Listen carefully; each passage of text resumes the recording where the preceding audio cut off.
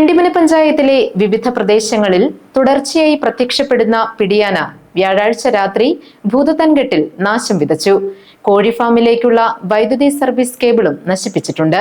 വ്യാഴാഴ്ച പുലർച്ചെ പുഴ കടന്ന് മറുകരയിലേക്ക് പോയ ആന രാത്രി തിരിച്ചെത്തുകയായിരുന്നു. പിണ്ടിമന പഞ്ചായത്തിൽ കുറേ ദിവസങ്ങളായി നാശം വിതച്ചുകൊണ്ടിരിക്കുന്ന പിടിയാനയെ ഉൾവനത്തിലേക്ക് തുരത്തുമെന്ന അധികാരികളുടെ പ്രഖ്യാപനം ഇപ്പോഴും യാഥാർത്ഥ്യമായിട്ടില്ല.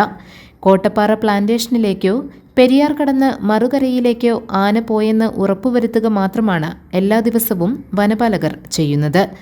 ആന മണിക്കൂറുകൾക്കകം ജനവാസ മേഖലകളിലേക്കും കൃഷിയിടങ്ങളിലേക്കും മടങ്ങിയെത്തുകയും ചെയ്യും. വ്യാഴാഴ്ച രാവിലെ ഭൂതത്താൻകെട്ട് ഡാമിന് താഴെക്കൂടിയാണ് ആന വനത്തിലേക്ക് കടന്നുപോയത്. എന്നാൽ രാത്രിയായതോടെ ആന വീണ്ടും ഇക്കരയെത്തി.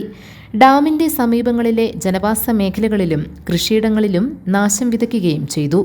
ഇവിടെയുള്ള കോഴിഫാമിലേക്ക് വൈദ്യുതി കണക്ഷൻ നൽകിയിട്ടുള്ള കേബിളും ആന പൊട്ടിച്ചു കളഞ്ഞു. കേബിൾ ആയതിനാൽ ആന വൈദ്യുതാഘാതമേൽക്കാതെ രക്ഷപ്പെട്ടു. വെള്ളിയാഴ്ച പുലർച്ചെ മുതൽ ആനയെ തുരത്താൻ വീണ്ടും വനപാലകർ രംഗത്തുണ്ടായിരുന്നു. GTV news, Pindimana.